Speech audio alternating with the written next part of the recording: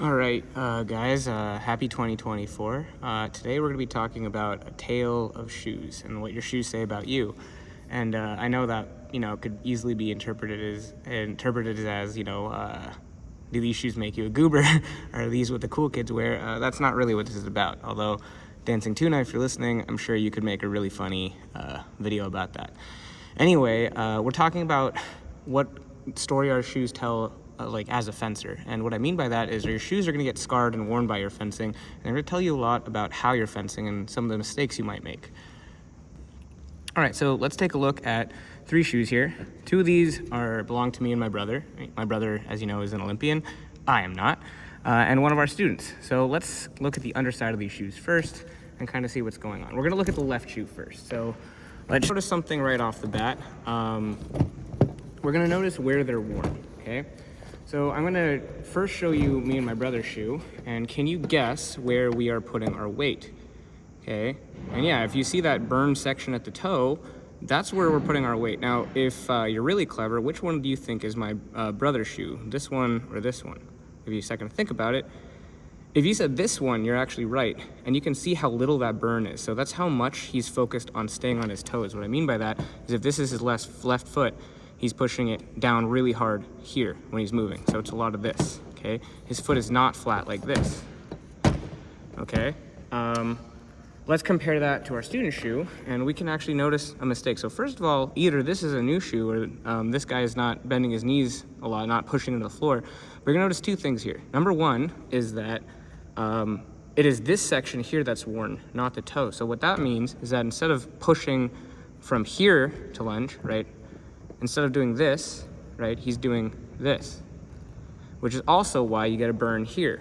Now, going back to me and my brother's shoes, our shoes,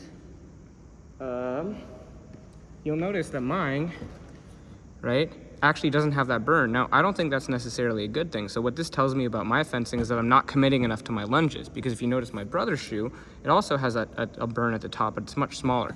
What this means is that sometimes Eli is full sending. He's pushing so hard with the toe that his shoe will actually roll off the ground and maybe burn slightly as it's pushing him forward with the back leg. All right? All right, so now we're taking a look at the right shoe, and just like before, these shoes also tell a story. So again, this is gonna be my student shoe, and this is my brother's shoe and my shoe. So you'll notice a couple things. So first of all, you'll notice that the top part of my shoe it's much more worn than his, and his again is much more focused on the top. So it means he's much lighter on his feet than I am. I'm really pushing into the floor with this shoe like this a lot of the time. Okay. If we compare that to my student shoe, it's almost completely unburned at all. So again, he's not putting a lot of weight on this shoe. Could be a good thing, could be a bad thing. The interesting thing is the heel to me. So what this means is that when my brother and I are lunging, notice the heel is also burned here, okay? The foot is moving along the floor like this, right? Barely scraping the floor and then landing flat, which in my opinion is a good thing, okay? I mean, I don't want to speak for anybody's coach, but I think that's a good thing, okay? If we compare that to this shoe, there's a significantly less wear on the heel. But if you look inside the shoe, you're gonna see this massive hole. I'm not sure how well that appears on camera, but that white is the entirety of the shoe on the inside eaten up. So again, if you compare that to the inside of my shoe, it's pretty uniform. Sorry, you can't see that very well. And Eli's shoe is again, pretty uniform. So you can see there's no holes there. So what that means is that this shoe, it's not doing this when it lunges, it's doing this, okay? It is slamming, probably like this, really hard on the heel. So I'm gonna show you what that looks like in a second with footwork, but yeah.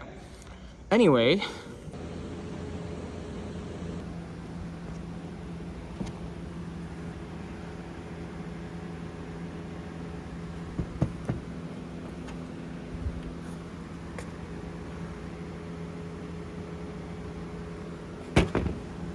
this is Eli's on-guard.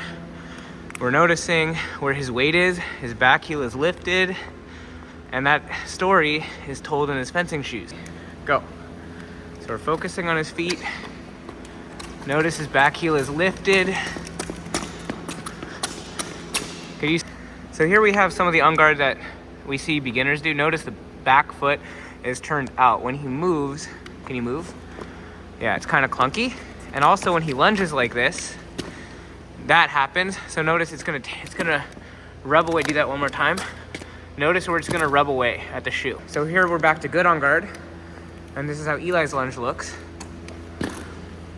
Okay, notice that the leg shoots out. Do that again. We're looking at the front leg now. Go. So that's what makes the back of the heel.